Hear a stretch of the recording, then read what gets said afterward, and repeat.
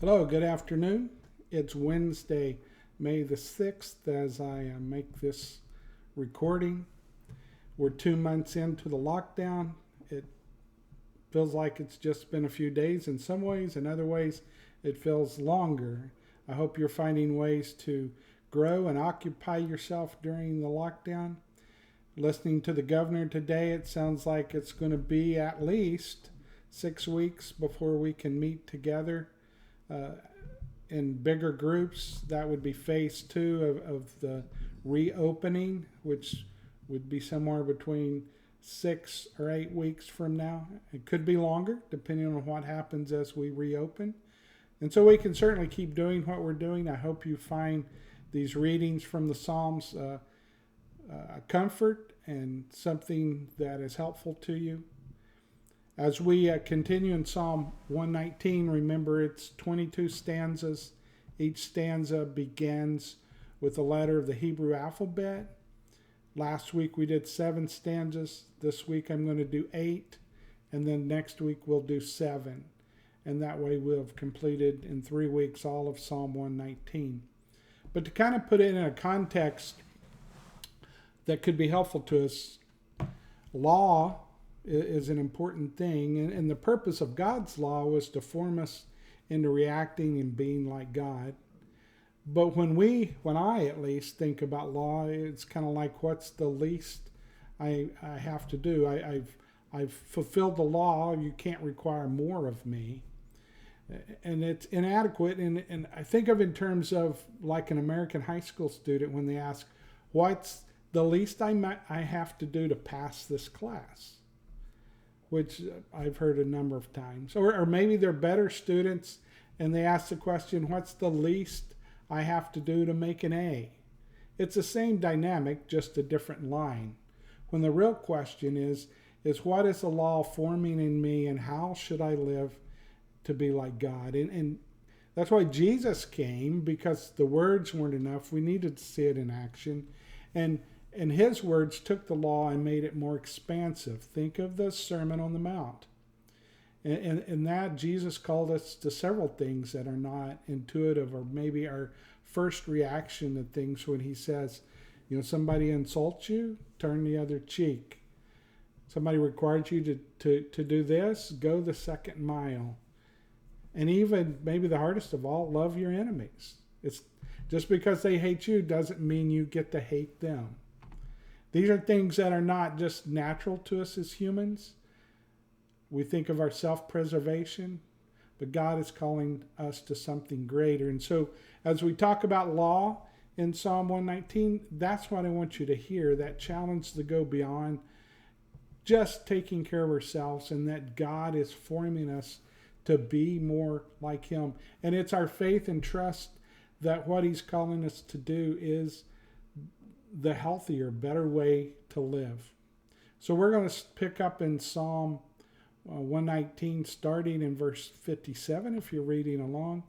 And let's read these next 8 stanzas. And here, when you see and hear law, think of it in the context of what is God calling me to that is greater than what I would initially want to do. Verse 57, "You are my portion, Lord. I have promised to obey your words. I have sought your face with all my heart. Be gracious to me according to your promise. I have considered my ways and have turned my steps to your statutes. I will hasten and not delay to obey your commands. Though the wicked bind me with ropes, I will not forget your law. At midnight, I rise to give you thanks for your righteous laws. I am a friend to all who fear you, to all who follow your precepts. The earth is filled with your love. Lord, teach me your decrees."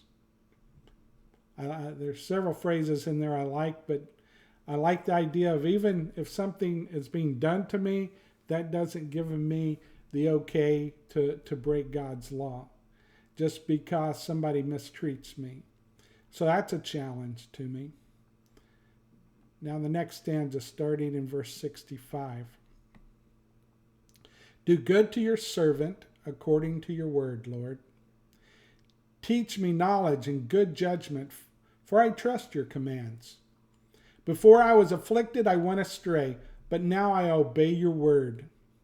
You are good, and what you do is good. Teach me your decrees. Though the arrogant have smeared me with lies, I keep your precepts with all my heart. Their hearts are callous and unfeeling, but I delight in your law. It was good for me to be afflicted so that I might learn your decrees. The law from your mouth is more precious to me than thousands of pieces of silver and gold. Good encouragement in this time when we're worried about money and how things are going to go. God is faithful and is more important than our financial well-being, at least as we think about it. It's more important to follow God and be like him. Verse 73, your hands made me and formed me. Give me understanding to learn your commands. May those who fear you rejoice when they see me, for I have put my hope in your word. I know, Lord, that your laws are righteous, and that in faithfulness you have afflicted me. May your unfailing love be my comfort, according to your promise to your servant. Let your compassion come to me, that I may live, for your law is my delight. May the arrogant be put to shame for wrongdoing, for wronging me without cause, but I will meditate on your precepts. May those who fear you turn to me, those who understand your statutes. May I wholeheartedly follow your decrees, that I may not be put to shame. I like this idea that when we follow, others will turn to us so that they could have an understanding. We are helpful because of our faith to the faith of others.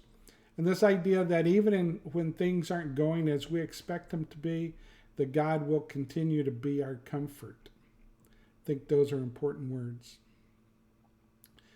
Verse 81, my soul faints for longing for your salvation, but I have put my hope in your word. My eyes fail looking for your promise. I say, when will you comfort me? Though I am like a wineskin in the smoke, I do not forget your decrees. How long must your servant wait? When will you punish my persecutors? The arrogant dig pits to trap me, contrary to your law. All your commands are trustworthy. Help me, for I am being persecuted without cause. They almost wipe me from the earth, but I have not forsaken your precepts. In your unfailing love, preserve my life, that I may obey the statutes of your mouth. Again, it doesn't necessarily mean it's going to be easy because we make this choice, but God will sustain us. Verse 89, your word, Lord, is eternal. It stands firm in the heavens. Your faithfulness continues through all generations. You establish the earth, and it endures. Your law endures to this day, for all things serve you. If your law had not been my delight, I would have perished in my affliction.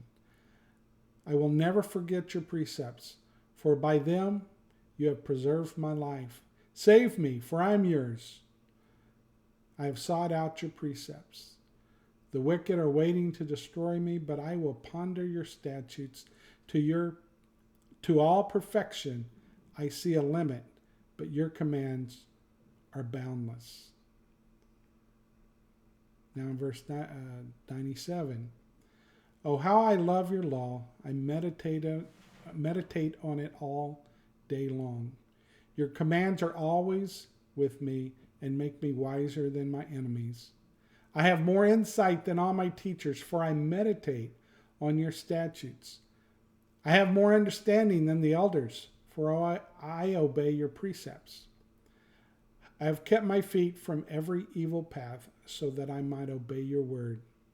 I have not departed from your laws, for you yourself have taught me.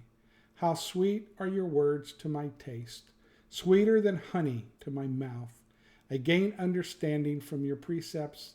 Therefore, I hate every wrong path. The idea that God's laws form us so that even things that may appeal to us at one time will no longer appeal in the same way. And we come to regard his way like honey, or even greater than honey on our mouth. Now, starting in verse 105, you'll probably be familiar with these words. Your word is a lamp for my feet, a light on my path. Just think about that for a moment. Let me read those words again. Your word is a lamp for my feet, a light on my path. It's not a light that blinds us, but it is a light that shows the way. I have taken an oath and confirmed it, that I will follow your righteous laws. I have suffered much. Preserve my life, Lord, according to your word. Accept, Lord, the willing praise of my mouth and teach me your laws. Though I constantly take my life in my hands, I will not forget your law. The wicked have set a snare for me, but I have not strayed from your precepts. Your statutes are my heritage forever. They are the joy of my heart. My heart is set on keeping your decrees to the very end. Now the last stanza. I hate double-minded people, but I love your law. You are my refuge and my shield. I have put my hope in your word. Away from me, you evildoers, that I may keep the commands of my God. Sustain me, my God, according to your promise, and I will live. Do not let my hopes be dashed. Uphold me, and I will be delivered. I will always have regard for your decrees. You reject all who stray from your decrees, for their delusions come to nothing. All the wicked of the earth you discard like dross. Therefore I love your statutes. My flesh trembles in fear of you. I stand in awe of your laws. I like that. We reject the other because it is delusions that come to nothing. So I hope this is encouragement in your faith to follow the ways of God, the things that he's called you to be givers and not living in fear, to have comfort even in times of stress and difficulties, so that you may continue to meditate on the ways of God. I hope you're blessed today. I look forward to seeing you soon. See you on Sunday or next week.